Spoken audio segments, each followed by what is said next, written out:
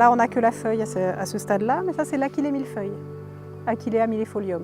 Avec des plantes, c'est facile de retrouver le nom latin. Donc l'Achillea, plante, je dirais accessoirement alimentaire. On peut effectivement manger les jeunes feuilles. C'est très savoureux d'ailleurs, hein. On va l'utiliser presque comme condiment, hein. Ça va vraiment parfumer, on en met très peu parce qu'à forte dose c'est un petit peu amer et puis ça va masquer le goût des autres plantes.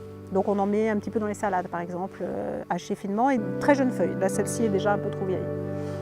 C'est surtout une médicinale de premier plan. Donc c'est la plante qu'on appelle aussi herbo-soldat. Herbo-soldat, herbo-charpentier, herbe à la coupure. En fait quand on se coupe, quand on a un saignement, on prend un petit peu d'Achillea. S'il y a de la fleur, on peut rajouter un petit peu de fleur. Et on va appliquer sur la coupure. Et ça va immédiatement arrêter le saignement et surtout favoriser la cicatrisation. Donc c'est une herbe qui était très connue justement des menuisiers, des charpentiers et des soldats. Et hélas aussi des femmes battues.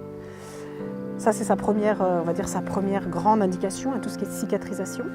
C'est également un tonique amer qui a des vertus digestives extrêmement intéressantes. On la consomme parfois en vin, en teinture, en tisane.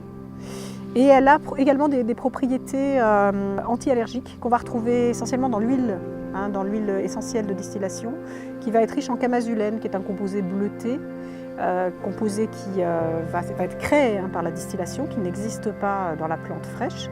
Et ce composé de couleur bleue qui donne cette couleur si particulière, par exemple à l'huile de matricaire ou à justement l'huile essentielle d'Achillea, est un puissant anti-allergique.